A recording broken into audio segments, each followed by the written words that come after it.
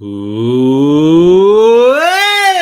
in to another episode of Hockey Royalty Live, the official podcast of HockeyRoyalty.com. Tonight, it's just a dynamic twosome. Joe and Brandon talking about the brink of devastation. Your Kings are one loss away from elimination. Episode 197. Get in the chat, like and subscribe. You know what to do. Let's go.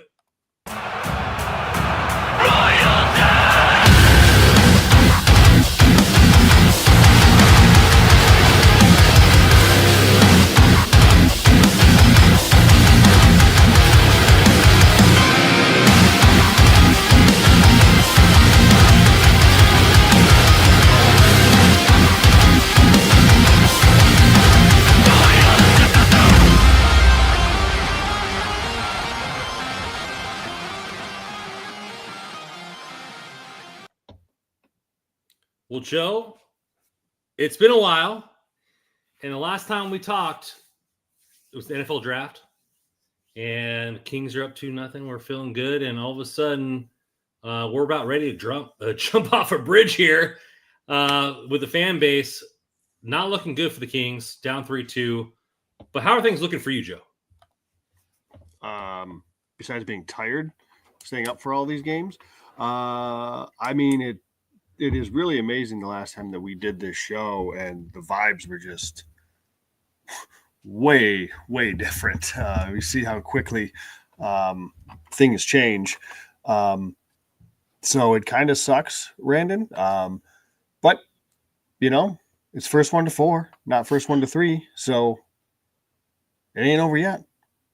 I mean, the Kings won 2 back-to-back in the beginning. So can they win 2 back-to-back in the end? Let's do it. Like Kopitar said, hey, we knew that we have to win a 1 on the road in order to take this thing home. So I kind of want to go open forum with this thing. And sure. If you're watching this live, appreciate you coming in the chat. Throw your questions in there. But we don't want any off-season questions. We don't want, should Hiller be fired? Should this, all this, and that? We're still hopeful on the season. So let's talk about the game at hand, the Edmonton series. Any questions, we'll try to answer them all. So throw them in there, and I'll try to get to them. But, Joe, man, from the vibe at 2-0 to the vibe down 3-2, Kings had leads in most of the part of those 3 games. It's got to feel demoralizing to feel where the team is at right now. Yeah. The game 3, the story about game 3 was always that the challenge, but even more so, it was just an example of a team playing not to lose, playing, as you've called it, referring to the NFL, the old prevent defense. And, we talked about it on the first show in game 1,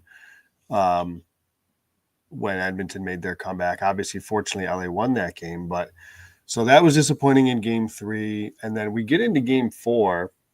Well, let's not skip that. The challenge. Oh, okay, let's talk about the challenge. Sure.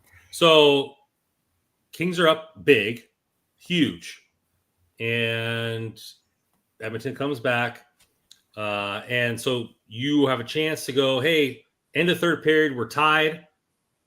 We can have a chance to duke it out and do whatever, but you choose to challenge the goal, where it has already been reviewed. So the umpires have already had their opinion on what's going on.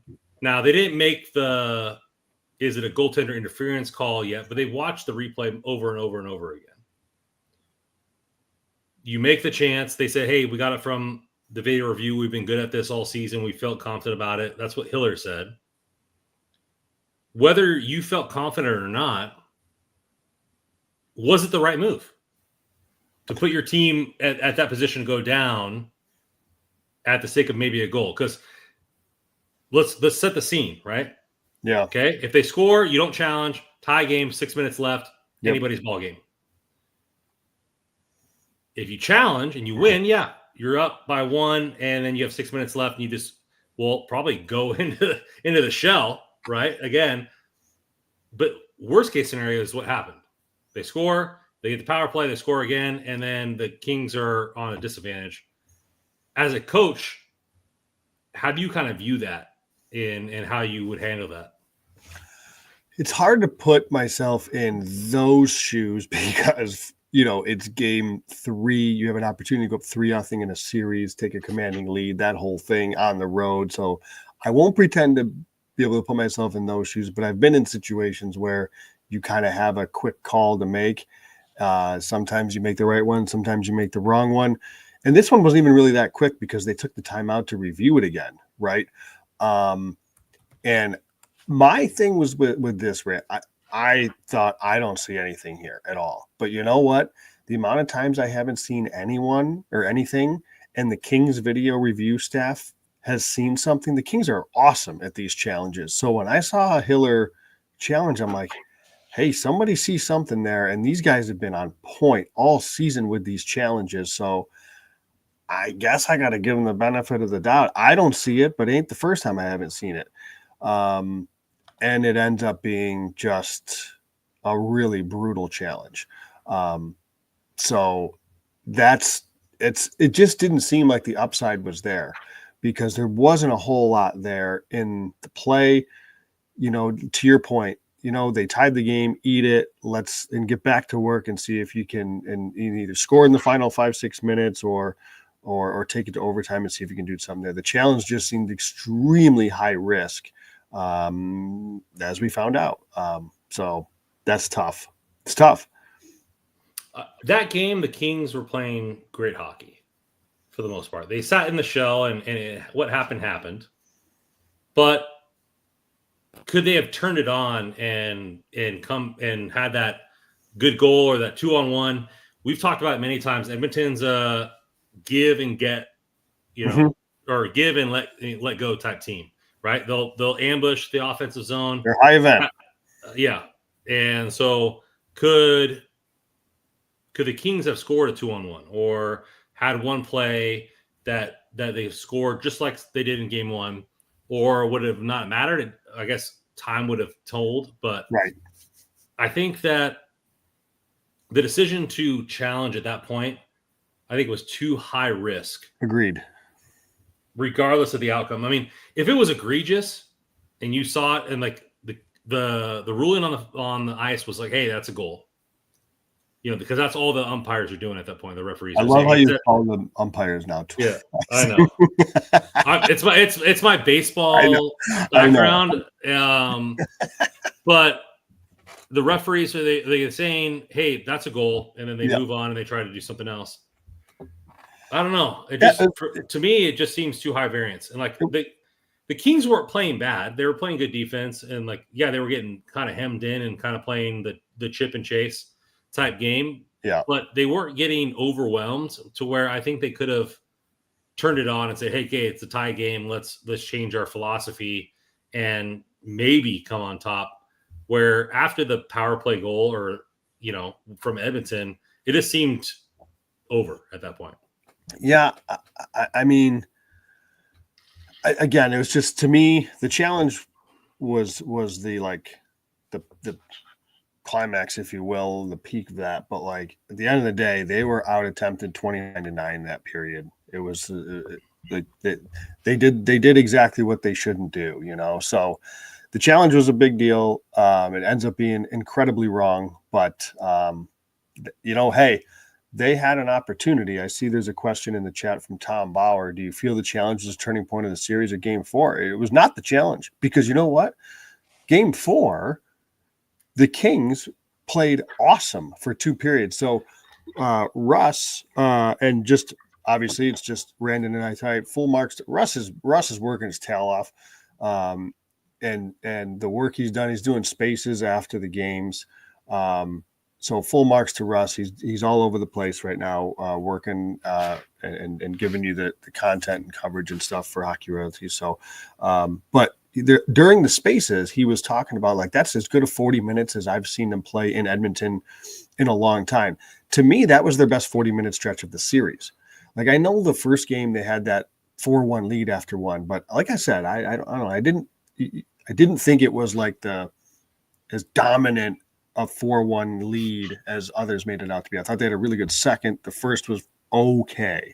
But those 40 minutes in game 4, I was like, oh boy, this team might actually be different. For them to bounce back after what happened in last game, controlled 40 minutes, have a 3-1 lead. Like, this is impressive. This is impressive. The turning point was the debacle that was that third period. I kind of tongue in cheek, but if you look at it, it's not that far off. Like, I was begging for the 1-3-1 because they were playing a 0-3-2 with 3 forwards basically lined up on the blue line, 2 defensemen at the top of the circle, just letting them walk through the neutral zone. You might as well just put everybody in the crease at that point. And, you know, like, I get it. They're trying to make it what you're trying to do there is force a dump. Well, in reality, you're at the wrong spot. Like, if you pressure and the Kings usually do a pretty good job of this. If you pressure appropriately at the red line, that you have an opportunity to force them a lot higher up to make that dump. And when you do that, the forwards for Edmonton, they haven't gained all that speed yet. And chances are the forwards that are without the puck don't have that speed because they're waiting because they don't want to go offside. So your defenseman, when that puck gets dumped in, your defensemen have a couple extra seconds maybe to work with to be able to get the puck and try to get it out of the zone. When you fall back a whole half zone, and so Edmonton has got through the neutral zone, maybe they don't skate it in with possession as easily. But even if they dump it, they have done enough. They've now picked up enough speed to be basically flying downhill to where even if they dump it, they're going to be immediately on an LA Kings defenseman. And the Kings defensemen are not going to be able to get, not many defensemen, when they have that little time, are going to be able to make an appropriate play to get it out of the zone. It was just mind-boggling to me because right earlier in that game, Jim Hiller talked about how good the team skated, which he was right. The first 2 periods, they skated great. That's the strength of the Kings forward group, is their skating. And they take it away from them by letting them just stand there on the blue line, where if you're pressuring a half a zone up, it's a totally different ballgame. And Hiller knows this. Like, this is what's frustrating. Like, I think there's sometimes a misconception. It's like, well, you're protecting a lead. You want to sit back and just, protect the lead a little bit. Listen, we're not saying that you got to, jump your defenseman into the play and play irresponsibly. You can play a 1-2-2. You can play it, but if you play it a little bit higher up so you can press at the appropriate spots. This was way too passive, as it proved to be. And, I get it from Hiller's standpoint, and I want to give a little bit of sympathy for Hiller in a sense that, like, with his post-game stuff, and that, listen, we're fans, we're emotional, and so we're in the heat of it from a fan standpoint after that game, and everybody's hot on Twitter and blah, blah, blah. He is too. They just lost their second game. Like, I get it. He's the coach. He's professional. So he's got to be a little bit more even keeled, which he is, but like, he's human. So you're going to get a little testiness in an interview post game on a loss like that in playoffs. I think that's human nature a little bit. But man, the fact for him to say like, wow, QB chips that out, we're not even talking about that. Nonsense. That's fair, but unfair. Right. Your philosophy was that's saying, hey, if he makes one play, we might have won. But that doesn't mean your decision to go 0-3-2 was correct. Right. It just means you were one chip away.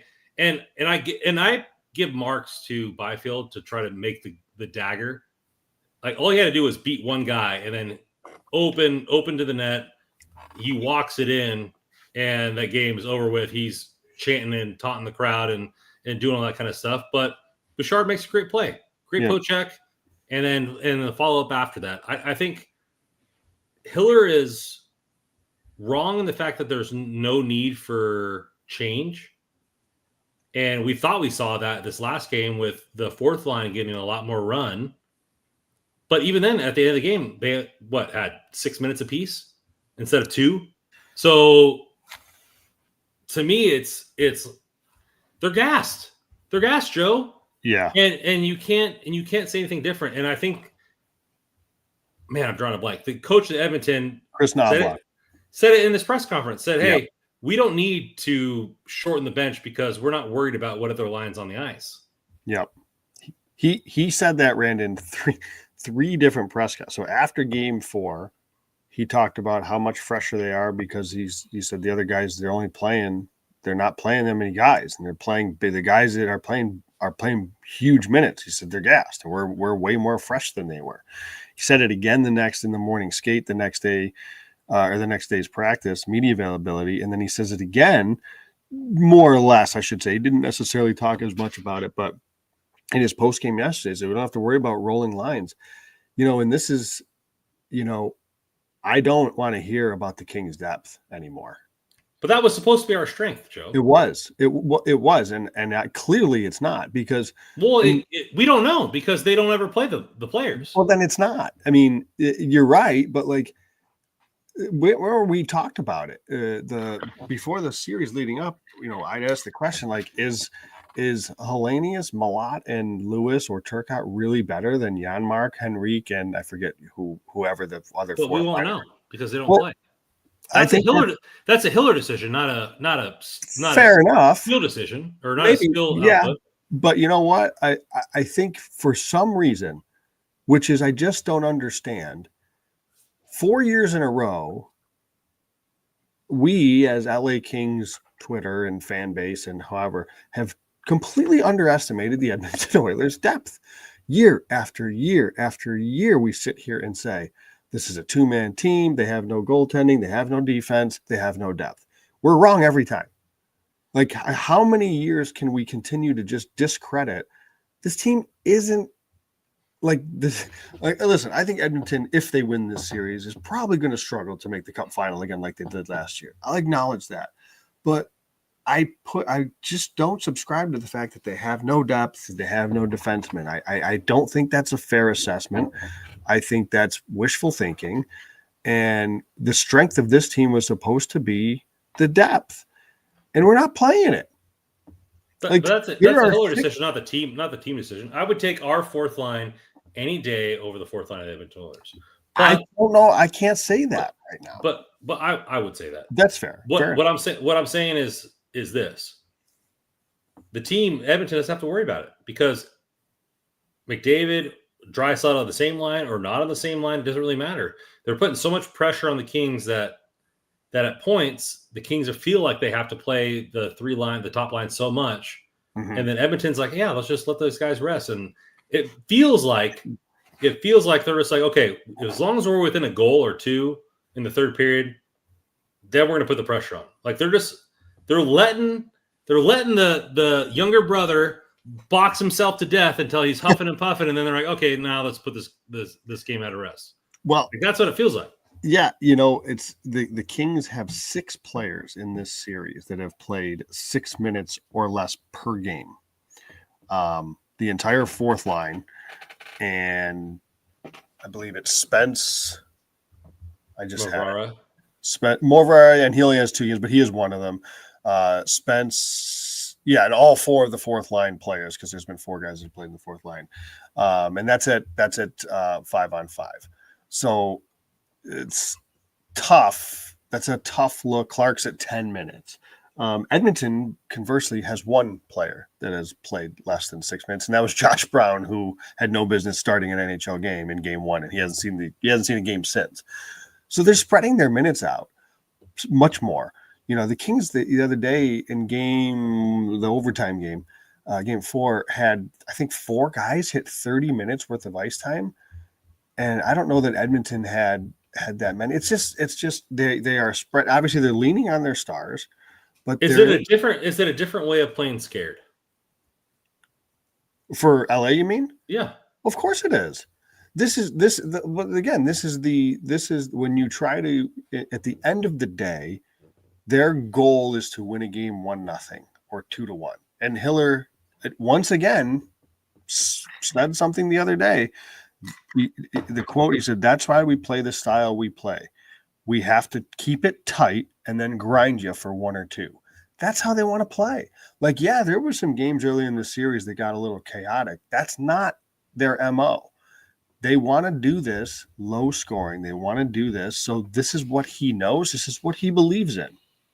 So when it gets to the third period and he has a lead, he's going to go right to what he believes in. And he's going to say, we're hunkering down. We're protecting this lead. We'll bend. We won't break. We'll keep him to the outside, yada, yada. And it's like, how do you think that that's the way to do it? And now you're seeing two, as we've seen this now for 4 years, we're seeing two totally different styles of play. Edmonton is more than willing to trade chances. Their defensemen have been more than willing to give up the puck, particularly early in the series. But they know they got all those guys can make plays. Evan Bouchard is the highest event player you're ever going to see. That guy is like single-handed responsible for like 90% of the goals in the series and for both teams. But you know what? Like, for as much he got crapped on all over in game 4, but guess what he does? Scores 2 goals in the tie game. He knocks the play down from by. They got defensemen that can make plays. So they're willing to take that risk and say, you know what? Yeah, go ahead. Go in the play. Go deep. We'll live with an odd man rush. We'll be able to make a play coming back. And Knobloch, you know, he's in watching his press conferences, like he just totally, like when he talked about after the first couple of games, and it drove King's Twitter crazy. It's like, you know, we're just making mistakes. Like if we can slow down our mistakes, we're going to be just fine. You know, and that's partly what happened, but not really. It was much more LA putting on the brakes. Although game 5, if we see that Edmonton team in game 6, the series is over. That Edmonton, I give Edmonton, I think it was much more to do with Edmonton, how well they played, than LA not playing well. Like, obviously LA didn't play well in game 6, quite clearly, but that was an Edmonton team that was not like anything we've seen in this series. They were absolutely buzzing. Their D were crisp. They were getting out of zones clean. There was not turnovers and leakiness from the likes of Bouchard and these guys. That was an impressive clinical performance from Edmonton in game 5, which was a little alarming, frankly. But yeah, it is, Brandon, a little way of playing scared, but what it is a way of just, this is what I believe in. We're going to win low scoring. We're going to win playing tight check. This is how we do it. That's it. For a team that says that we're a checking team, we don't check at all in the third period. Touche. because if we're not a power play juggernaut in the first 3 games, correct, this series is over already. Correct. The special teams is why they won the first couple of games, which is fine. That's part of the game. Like, there were people last year calling. No, we were last in the league, and then we were above 50%. Like that's an anomaly. It is, but that's fine. Like that happens. Power plays go through stretches. That's fine. That's okay. Edmonton dominated the last couple of years with their power play. That's part of the game. So that I'm okay with that. That's all right. And now I forget what I was about to say. The thing is with the Kings, and this is a philosophical thing, but like part of the reason that they want to sit back, and part of the reason, and we saw this the last few weeks of the regular season, we were like, guys, this is getting a little dicey. We're seeing we're seeing Hiller go to 4D quite a bit in the end of the regular season. It was later in games. Clearly that's happening way sooner in games these days, especially when they have a lead, because Hiller and the Kings and the organization think we've got big defensemen that can just stand there and get in the way. That's not working in the third period, but that's the philosophy. That's their mindset is we've got big defensemen. We win with big defensemen. They're going to lean on you. They're going to get in the way. They're going to clog the middle, and we're going to protect that lead. And anybody that's listening to this show knows how I feel about the defense grouping. And I just don't subscribe to that at all.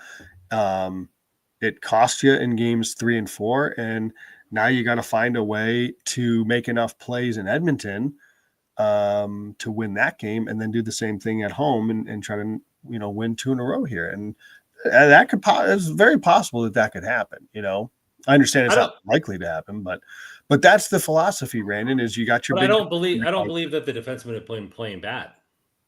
Well, so here's the thing. I just think they're gassed. I think they're gassed. I think.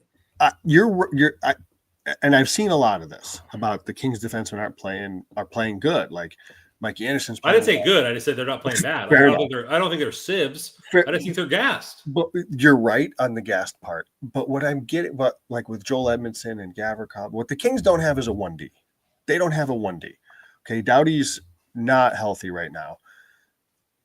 And he's not playing the way that we're used to seeing vintage Doughty. Like the Kings, it's so much about like when they say, well, look at Edmondson, he makes a good play and he's blocking this shot and this and this and this. It's so much about what they cannot do, though, is what drives me up a wall. Sure, Edmonton's long. He's going to get in the way sometimes. He's going to block a shot. Gavrikov is as good a defensive defenseman as there is in the league these days. Mikey Anderson's great, particularly on the defending zone entries. Like there's so much of this that they do so well defensively.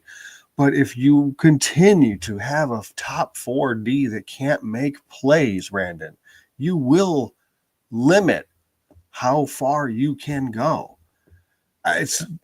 I'm sorry, but you've got three. Well, these days with Doughty, and I hate to say it this way, but he's struggling right now. You've got top four defensemen. None of them can make plays with the puck.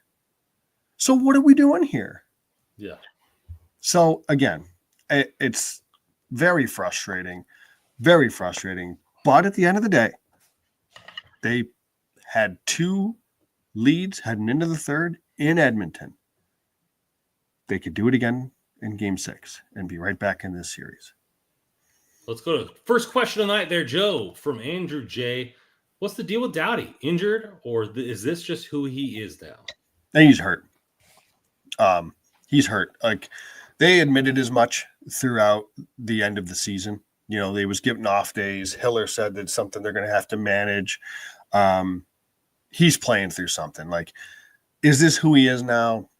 I don't know. I thought he had a really good season last year, and so unfortunate that he had such a serious injury at the end of camp there. So I'm not going to say that this is just who he is now. Although as he ages, it's we'll see how he can recover from this. But I think he's playing through something. I just don't think that foot is where it needs to be. So hopefully, whenever the playoffs do end for the Kings, he's able to, recover it appropriately this summer. Yeah, I think that he's not healthy. I think that he's also not Drew Doughty as he is. Because man, I'm 38 and I'm right? not the 20-something-year-old, and he's playing 25 minutes a night and against the best players in the game. And so it's probably a little bit of both. And I think it's a little bit unfair of Hiller to put that much weight on him. But he has to. You're right. He has to. So it's unfortunate that Doughty's in a rock and is in a hard place with this whole thing, going against the best players. But you see it time and time again. It's just the older players take longer and longer to get over these injuries. Another offseason. And Drew's the type of guy who is going to have that mentality like, my game's not done yet. That's not my best player. Yeah. I'm going to spend all off season getting ready, and next season is going to be the best Drew Doughty you've ever seen. Like he's that type of player. But we're in the now, and right now he's dealing with the getting over the injury. He's getting with the fatigue of playing more minutes than his body's probably ready for. So it's very tough. All the people talking about buying out Doughty and all this kind of stuff and what that would look like. Kings are not going to buy out Doughty. They're just not that franchise. I don't see it happening. So let's just stop throwing that around Twitter. Like Doughty has been giving us plenty of positive minutes. And I think another off season of healing and strength evaluation, like he'll be a serviceable RD1 or 2, depending on who the coach is, who the franchise is, and how they view Brent Clark. Yep. So right now, yeah, he's not an RD1. He's not the way he's playing, but we don't have any other options. So it just kind of is what it is. Right. And speaking of no other options, you don't have an option but to bet on DraftKings. So DraftKings is where you should place all your bets, ready to win some real cash betting on the basketball playoffs. Check out the Pick 6 from DraftKings. When it comes to basketball payouts, DraftKings Post 6 posterizes the competition, including prize picks. Pick all your picks from higher scores, minimum payouts on Pick 6, plus even more cash when you outscore the competition. Pick 6 is available in most states, including Missouri, California, Texas, Georgia, and more. Well, tonight, your LA Lakers are playing. You can do LeBron over points. You can do Luka over points, maybe some assists in there. Get a little parlay going. New players get $50 in Pick 6 credits instantly when they just bet $5 on entry. Download DraftKings Pick 6 app now and use code THPN. That's code THPN for all new customers to play $5. Get $50 in Pick 6 credits. Better payouts, better wins, only with Pick 6 from DraftKings. The crown is yours. Gambling problem? Call 1-800-GAMBLER. Help is available for problem gambling. Call 888-789-7777 or visit ccpg.org. In Connecticut, must be 18 plus. Age and eligibility restrictions by jurisdiction. Pick 6 not available anywhere, including New York and Ontario. Void where prohibited. 1 per new customer. Bonus awarded is non-withdrawable. Pick 6 credits expire after 14 days. Limit time offer. See terms at pick6.draftkings.com/pros. DraftKings odds, Brandon, for game 6 right now. Edmonton minus 162, LA plus 136. That's an implied probability of 43% for the Kings, 61.8% for Edmonton. For what it's worth, they closed game 4, Edmonton minus 148. So definitely some odds are shaping up to be in Edmonton's favor for game 6. I take those odds. I have a feeling that Kings are going to respond. How well they respond, I don't know, but I think the Kings are going to respond. This is why people get really annoyed with me in the chat, because when the Kings, they win a couple games and everybody's vibes are like this, I'm like, well, should you be? And now how could you not be after 2-0? Because there were they were crazy games, and then you're heading to Edmonton, like the series you got to win 4, and now they lose 3 in a row, and people are already discussing the offseason and next year. It's like, well, whoa. Like, is game 6, like, is 3-2, like, teams, this happens every year. Teams do this all the time. This is like, obviously it's not a scenario that we want the Kings to be in, but this doesn't mean that they can't win 2 games in a row. They can. So, like, I try, much to everybody's annoyance, stay somewhat in the middle. I mean, I just think that fans are, you look at it, teams that go up 3-1 win the series 90% of the time. Sure. And teams with home ice advantage that go 2-2 only win 50% of the time, 56% of the time.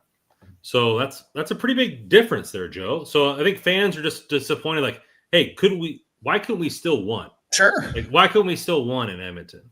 Yeah. And Kopitar said, hey, we had to still win in Edmonton. Why can't it be game 6? So I think they feel like they're right in it still.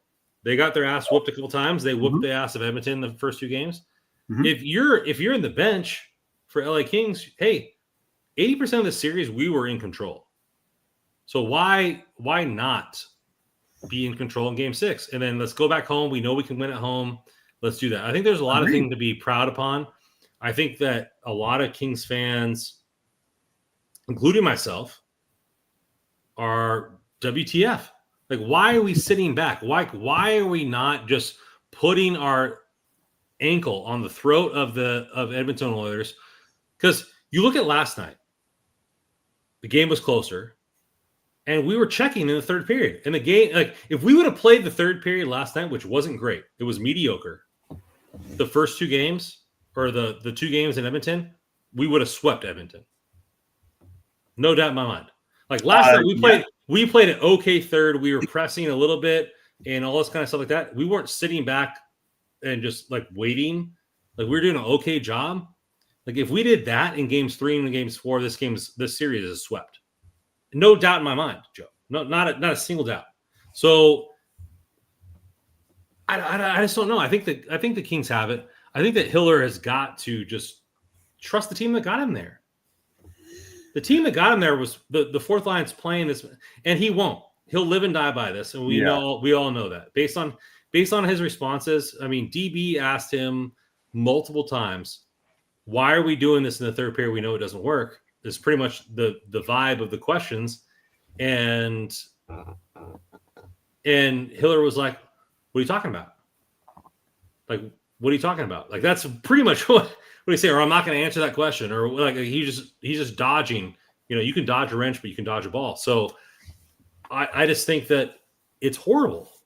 Like, if Hiller's unwilling to make a change, or not in the personnel, but the philosophy of the game, this series will be over tomorrow, outside of some fluke stuff. Because game 1 was won in the last 43 seconds. Game 2, we beat the crap out of them. That's fine. And, you know, I just don't understand. I just don't understand, Joe. Like, we all see it. Well, and Hiller sees it. So why are you so afraid? Because I just don't understand. If you lose this series, your job is at risk. It is. How at risk, I don't know. I don't disagree with that. So then why not make some changes? Who cares? This is his belief, that his philosophy, his belief is lock it down. Like, this is, again, this is how they want to win games. This is how they're built to win games. This is how they're set up to win games, is to play this way. But they don't play that way during the regular season. Well, how many times have we talked on this show about, holy cow, it's tough getting through a Kings game with how boring they are. Like, they do. You know, it may not be as big of a story or as big of a thing, but like, I always tweet, like, here we are in the sludge hockey. Like, the shots are 6-6 in the middle of the second period. Like, it's a tough watch, and the Kings end up winning a game 2-1 or something like that at home. Like, it's a brutal watch. Is like, if you're a neutral hockey fan, you ain't watching the Kings. So like, we have seen this in the regular season.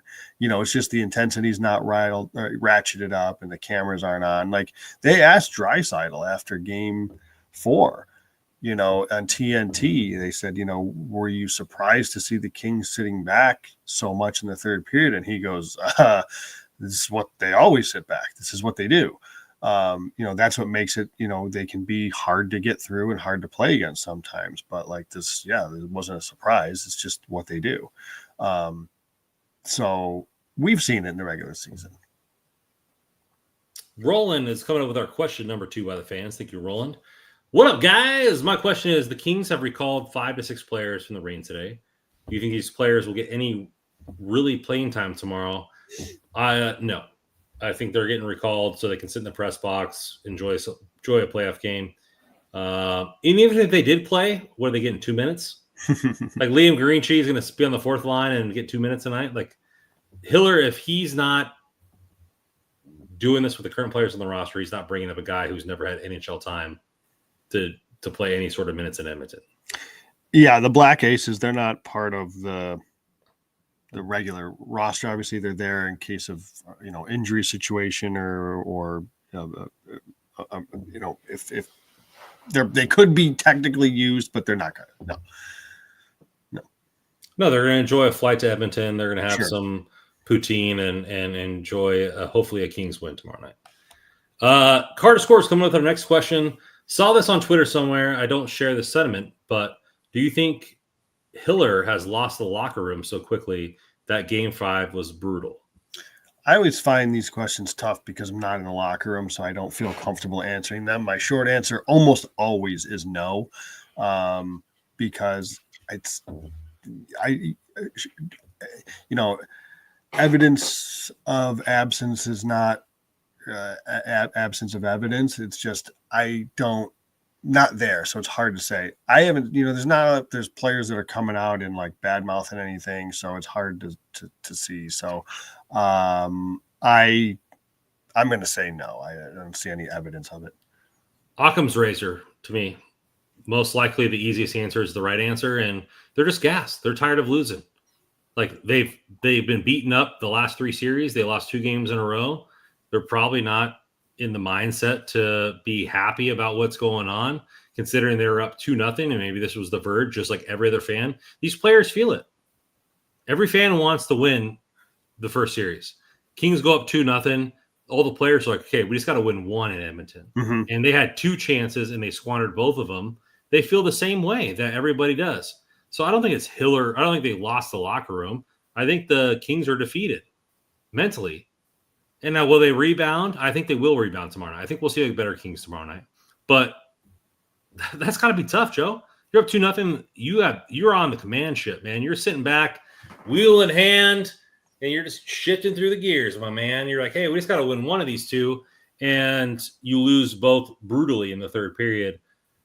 I don't think you lost the locker room. I think the fact that these players feel just as much as we do and know just as much is at stake, yet they're on the ice putting 30 minutes in. It's a tough thing to sled for all the people playing those minutes. Well, and I think once again, dare I say, like, you got to give a little bit of credit to and a little bit of respect for the opponent sometimes here. Yes, the Kings sat back in those games, but the other team has to score. And so they're doing a job too by putting in the work. Kane scoring some grinding goals. Obviously, McDavid and Draisaitl are extremely dangerous. Bouchard's is one of the best offensive defensemen in the league, so he's doing his thing. I thought Klingberg's looked really good. Credit to him. He made some really nice plays. He's looked good. So, like, and Edmonton, again, full marks to their game 5. That was as impressive a game as you're going to see. So you have to, like, sometimes – not to just say, tip your cap, because clearly there's things the Kings did, especially in games 3 and 4, that helped them, that helped Edmonton along the way, but they still have to execute. And then in game 5, it was just all Edmonton. And I think the quote that Knobloch had about, we can just roll lines, they kind of did that. Like, the amount of times I saw Deneau out there and it wasn't McDavid or Draisaitl, that was in LA. It's just interesting. They don't seem to have a care as much, anyways, about the matchups. That's easier said than done when you have McDavid and Draisaitl. Matchups matter a little bit less. So I just think that sometimes, don't forget, like, Edmonton is a good hockey team, despite whatever, for some reason, people think that they're not, despite losing to them 3 years in a row. Tom Bauer coming in here. Do you feel the challenge was the turning point in the series, or was it game 4? I tweeted this out right when it happened. I said, if the Kings lose the series, the challenge was the turning point. I fully believe that the Kings had a lot of the momentum in that series. I felt like they could have turned it on. And the challenge was the mistake, in my opinion. You gave the opportunity to Edmonton. If you sit square with 5 minutes to go, everybody, like, the adrenaline on the bench, Joe, like, as an athlete, you're like, okay, 5 minutes, we got 1 goal. I know that's on both sides, but you're, hey, 5 minutes, 1 goal. The Kings could have came out on top. When you're sitting there and you're like, okay, well, we have to do the PK for 2 minutes and then maybe score, like, if you lose. But even then, if you win that draw, or you win that challenge, you're up 1 goal. You still have to play 5 minutes against Edmonton. I just think there wasn't enough at stake. I think that was the turning point in the series. I know game 4, we had a great chance to win that game, and we should have locked it down. But I think that challenge was the turning point in the series, and I think that Hiller will regret that challenge for the rest of his life. Oh, I'm sure if they lose this series, he's going to be losing sleep over that challenge, I suspect. I still think, though, for me, if the Kings, didn't come out with such a good first 2 periods in game 4, then I would agree with that. Like, if Edmonton steamrolled the Kings from there, right? They controlled game 4, they controlled game 5. I would probably agree with you, but the fact that the Kings had such a good 2 periods in game 4 to start the game, that, like, to me, that is an indication that was all put behind them. They were focused. They played a really good game for 2 periods. So that's why, for me, game 4 and the and the third period in overtime was the turning point. But I certainly understand the mindset of the challenge being that. Let's flip it to the future before we get back to some questions. Continue throwing your questions in the chat. We'll answer as many as we can. Game 6, Joe. Going to Edmonton. Barnes going to be rocking. Kings have to have that mindset. You're a head coach. Assistant to the head coach. What do you think they're saying? What do you think the plane is like on the flight today? What do you think the locker room is going to be tomorrow? How does Hiller get the best out of his group? How does Kopitar? I mean, he's a silent captain. He's not a rah-rah type guy. Like, what do you think this whole situation is going to be like for Game 6? I think the kind of the cliche, if you will, is to kind of weather the storm, right? Because you figure Edmonton's going to come out hot. But I'm going to be honest with you, like, if you think about it, like, weathering the storm to me sounds a little passive. It seems a little like you're kind of, here we go, you're on your heels. And again, I think what made the Kings so good, particularly in Game 4 in the first two periods, was they were on their toes. They put Edmonton on their heels, you know. They made life really easy on the Edmonton defensemen from the third period on, from Game 4. And it's like, put a little bit more pressure, make them make plays. They are good at making plays, but they also are prone to turnovers, which we've seen in this series. Put some pressure on them. Make them uncomfortable.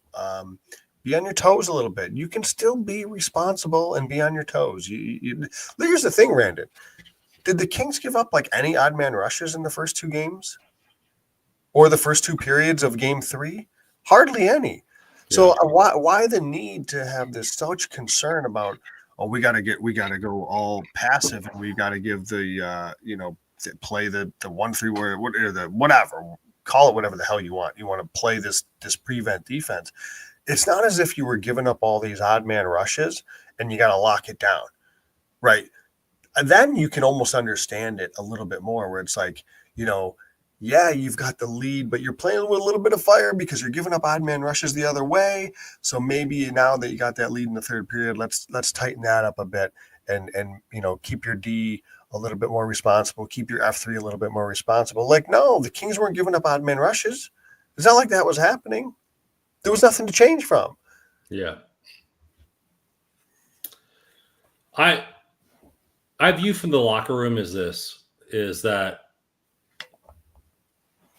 Kopitar is not a vocal person, at least from what we've seen. I don't know how he is in the actual locker room. But I think Kopitar has to step up, has to say something, has to get the boys buzzing. They have to have a type of vibe going in there that this isn't over. It's one thing to say it, Joe, like, and hey, everybody in the locker room knows what we need to do. Mm-hmm. But at some point, that's not enough.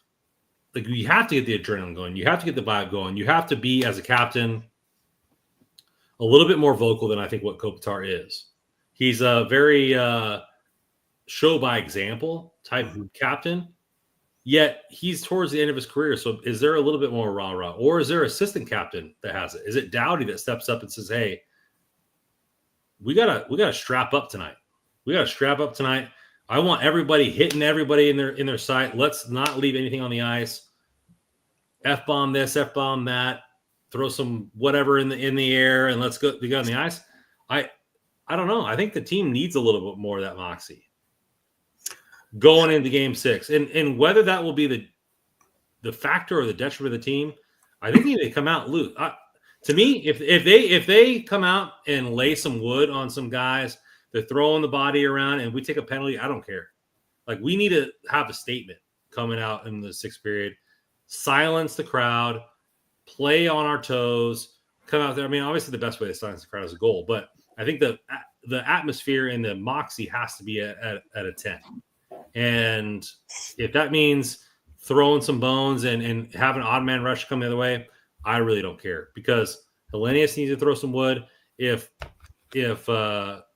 Jeannot comes back and is playing, he needs to throw some hits. Deneau, Byfield, everybody needs to throw some hits tomorrow night. First 5 minutes of this target practice. And let's have the bodies be banging, because we can't just sit back and be the little brother. I'm tired of it. I've already said it multiple times. I'm tired of being the little brother. I'm tired of getting beat upon. Let's throw some bodies. Let's get going, and let's make a statement in the first 6 minutes of tomorrow night, because that's how I feel like we're going to win this game, is throwing that statement in, because it's got to be the first 6 minutes and it's got to be the third period. Yeah, and to your point of playing on their toes, like you go back to that game 4, they were playing on their toes, they jumped, they had some pressure in the offensive zone, and they drew a penalty.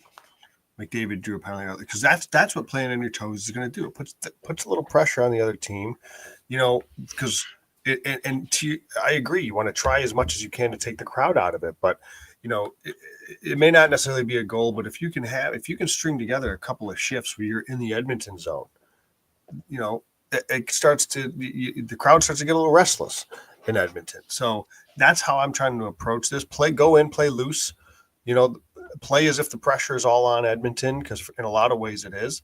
And go play loose, go play on your toes, go play on the front foot, try to put them in their D zone a little bit, and try to, make their D get back to struggling. Because all it takes, listen, for how good that game 5 was for Edmonton and their D, if you can put a little pressure on them and they start to cough it up again a little bit more, maybe that seed of doubt pops back in their brain, like, oh man, we're making mistakes again. That's what you want to try to do. Start to plant that seed of doubt early in game 6. Yeah. Let's go to a fan question here. The real McCoy coming in with, what are your thoughts about our best scorer playing D? The last game, it was towards the end of the power play.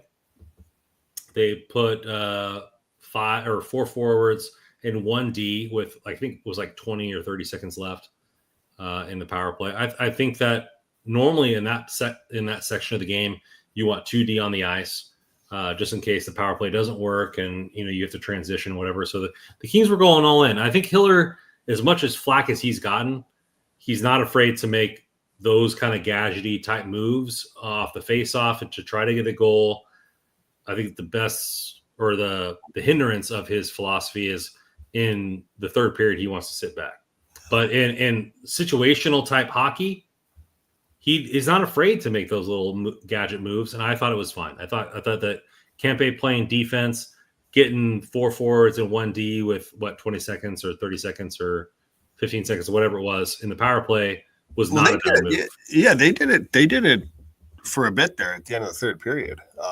With the odd man, the goalie getting pulled. Even before that, they had Kempe playing some shifts on D, and it's like, that's fine. I agree with you, Randon, that you need to generate some offense somewhere.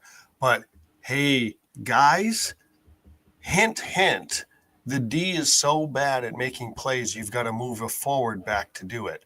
That's a roster construction thing. Like, that's right there.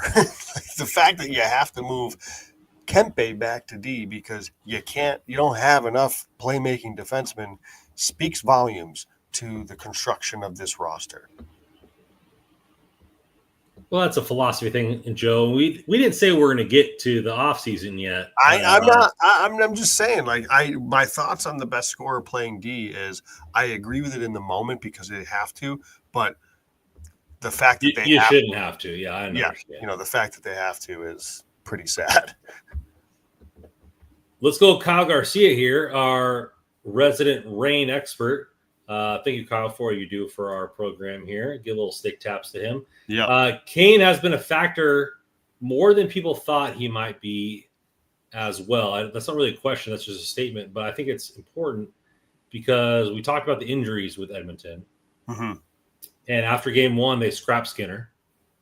They say, hey, he's not working. You have Kane coming in.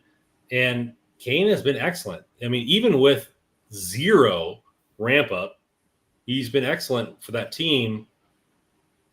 I definitely underestimated his factor in this series.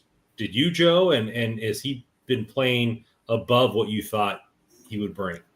Probably. I thought we'd see more like game 2, where he was out there, he took a stupid penalty, you could tell he didn't have it, which he didn't have his legs. Like I didn't know.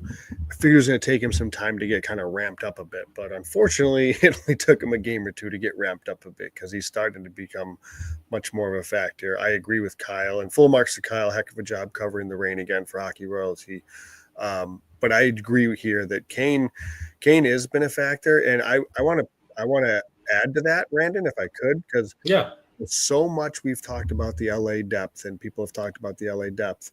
We're remiss right now if we're not mentioning Corey Perry and how well he's playing right now and what he's doing. As much as we can't stand him, if you're being fair, it was that tap in incredible in midair, incredible move. Incredible goal. And they're getting some contributions from, does Matthias Janmark, what the hell with this guy? Every playoffs, he's scoring goals. I'm getting a little tired of it, but he's contributing again. Connor Brown's working his tail off. So, their depth is playing well right now. You have to give credit where it's due. We talked about the Kings being bought in. I think Edmonton's bought in. I think they rally behind themselves and rally behind the head coach.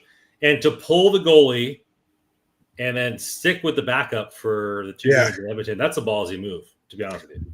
I agree, especially when it's Calvin Pickard. But, hey, what are you going to do? And it's I think you're right. The first couple of games, boy, Edmonton looked – they were just – it is unfathomable to think that an NHL team can make as many mistakes as Edmonton made in those first few games there. But holy cow, it was cleaned up in game 5, and hopefully they go back to making some mistakes because it was much easier for LA to put some pucks into that when Bouchard was feeding him in the slot. This is kind of just a penalty or lack of one. What does Joe think about the knee on knee from Kane to Kempe? I mean, I think the umpires again. That's the third time. The referees for the most part in this series have been letting the teams play. There's been a lot of non-calls, which I think has been good, and there's been a lot of weak calls, which has kind of been weird. But for this one, knee on knee, I think when it comes to the health or detriment of a player, that's got to be called. And I think that's kind of a miscall there. Did it have an effect on the whole series? I don't know, but yeah, I think it's been a weird session when it comes to the referees for these games. I kind of like that they've let the teams play. There's been plenty of times where the Kings haven't been called on penalties that I thought were egregious. Joel Edmondson just cracking a stick in half and nothing happened there. So what is your view on this penalty and maybe the refereeing as a whole when it comes to the series? Real quick on the officiating, and because I agree with you, and I'm very, again, stick taps to Russell. I totally agree with him. I think it was after game 4 where he's like, guys, we're not talking about the officials here. Okay. This is ridiculous. We're not talking about the officials. The officials didn't lose the Kings the game. And I don't know, the officiating has been kind of all over the place in this series. I don't think either team or fan base has anything to complain about as far as the officiating is concerned. There's been good calls, bad calls, missed calls, calls that should have been made. I mean, all sorts of them. And I think it's gone both ways. Honestly, I can see complaints from both sides in every single game. So I don't think anybody should be complaining about the official. But the question that Carter Scores asked is fair about the Kane and the knee on Kempe. I mean, it was quite clearly knee on knee. That is for sure. The one thing that I struggle with in terms of giving a penalty to Kane or any supplemental discipline, which I don't think this has even come up. If you saw anything today, I didn't see anything. I don't think there's anything going on with this because he doesn't move at all. He didn't extend his knee. He didn't stick his leg out. Yeah. It wasn't one of those ones where he changed his direction. I mean, he did go straight into the knee though. So it's, I think it's a penalty. There's no way that's a supplemental discipline for me. It's not a major for me. Because again, to me, it becomes a major if you're sticking your leg out. You know what I mean? To knee somebody, then it becomes way more. And I just didn't see that. I didn't see him change his direction. I didn't see him alter his body. But it was a bad hit in the sense that he didn't, go shoulder into his chest. It was knee on knee. So I can agree that that's probably a penalty. And yeah, Carter scores, comes in, and he thinks it was Kempe trying to avoid the hit. That's exactly what it was. Kempe is the one that moved.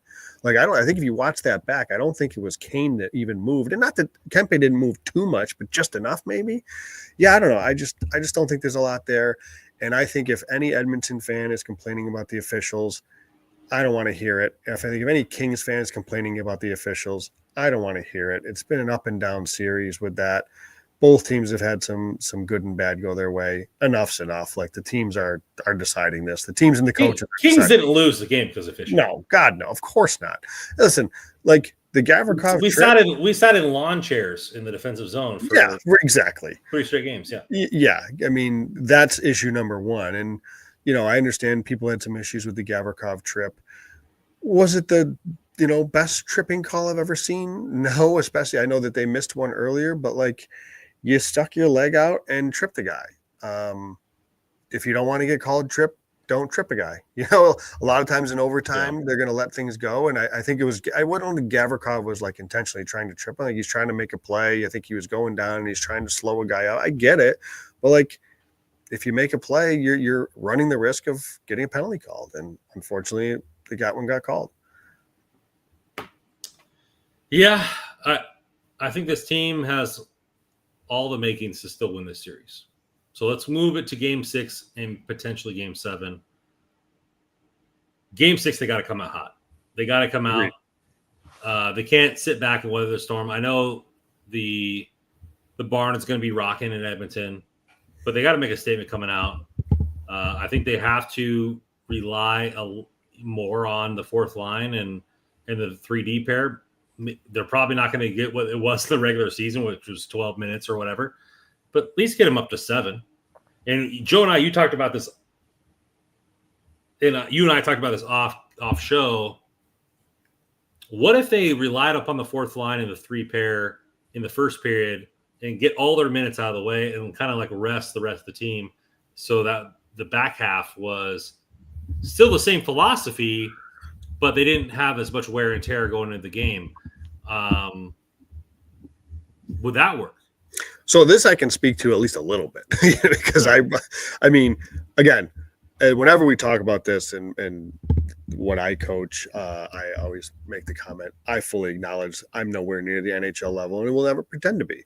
But have been in big games and playoff games, and for the level I'm at, we roll 3 lines is what we do instead of 4 for the Kings. But you're in a playoff game, and there was one 2 years ago in particular where we had a plan all year. We played 3 lines. This is how we do it. There are some teams that play 2, but we played 3. But the problem is we got down real early, like quick, and it was 2-0 bank, then 3-0 by the end of the first. And so we're chasing the game. And, that we got away from what we wanted to do because we felt we needed more offense. Like, our third line, we were comfortable playing them, but they weren't going to be anybody that could get us to chase a game. We probably got away from it even still sooner than we should have. And this year, we did the same thing, although we stayed with our third line much more this year than we did in last year. I guess point being, there wasn't a reason for LA to go away from it. They weren't chasing the game. They were playing well. They were in leads. Like, that's when you're in a situation where you can roll your lines a little bit more. And I guess there's the thought of like, well, they could get scored on. I was like, well, okay, well, then you don't trust them. Like, then what are you talking about? This is how deep your team is, and this is the best opportunity you have to beat Edmonton if you don't want to play your guys. To me, this is my theory on this. There's nothing to back this up. But like, Jim Miller, I think is all he wants to do is win this freaking series. Like, he's been a part of these first round exits. I think it would be it was job security for him if he were to win this series, in my opinion. I think he's going to do whatever the hell it takes to win this series, and he's not going to go down with Samuel Hellenius, Alex Turcotte, and Jeff Malott. He's not going to do it. He's going to play the 3 lines that he trusts. He's going to play the 9 forwards that he trusts, and he's going to go down with his veteran defenseman. he'll mix in Clark. Clark gets he got a lot more ice time Clark did the other day because they were trailing in the third, so they were trying to get back. But like, I think I wouldn't be surprised if the Kings win this series if we do see the fourth line play a lot more in the next series, because I genuinely think at that point it's more like house money. I think he wants to get through this series because I think that's a significant for him in his career to win this playoff series. And I think that he's going to do whatever the heck that means. And I think that means trusting his veterans, trusting the players that he is going to lean on. That's an interesting take there, Joe, because my first thought when I asked you the question was like, he's afraid to lose. He's playing not to lose more than playing to win. He'd rather lose than with playing his guys than going out there and trying to win the game. And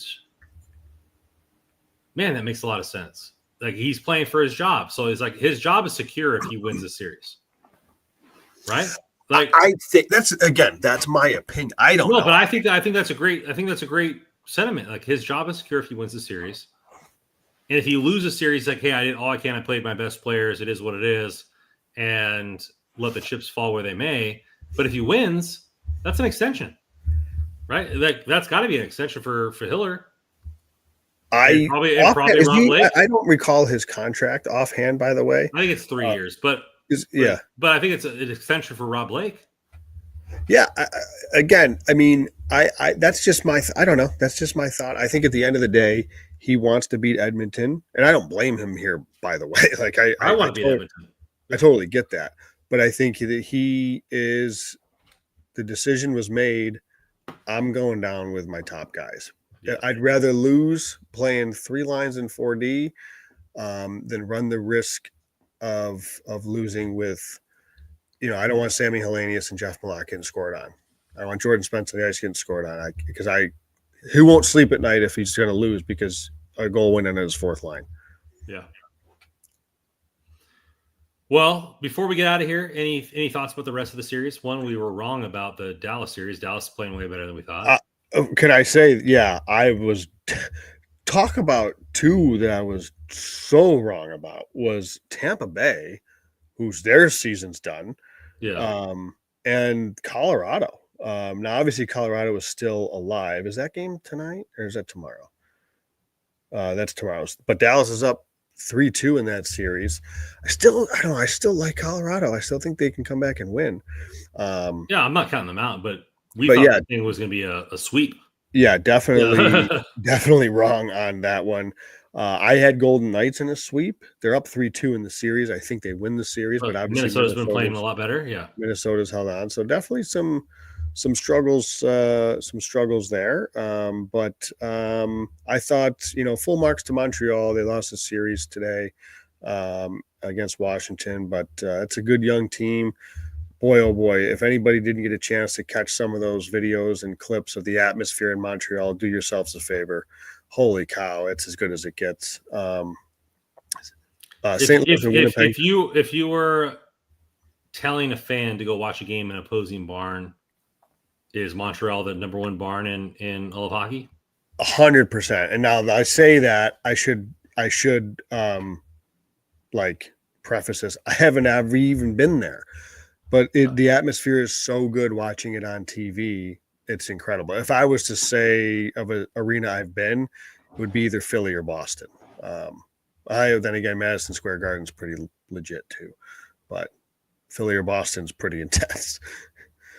Those live up to the hype, by the way. Yeah. There's those fan bases. So we'll see, man. I mean, I'll say, I'll leave it with this. I try to be the level. Like, if the Kings are riding too high, it's like, don't get too high. You got to actually win the series first, but it sucks. But like, I don't believe in momentum between games. I've never been a big believer in it. Because I think with off days and these guys are pros, like, I don't think a whole lot carries over in between the games. I think it's different. I think to that end, like games 3 and 4 is a perfect example. Like the way, And same thing with games 1 and 2. Like what momentum did Edmonton carry over in the game? To Kings throttled them in game 2 with the whole challenge situation. You know, the Kings could have folded up shop in game 4. They didn't. So, you know, this isn't a foregone conclusion that Edmonton's going to win game 6. Obviously, they're the favorites. I think it's much more likely that Edmonton wins than doesn't.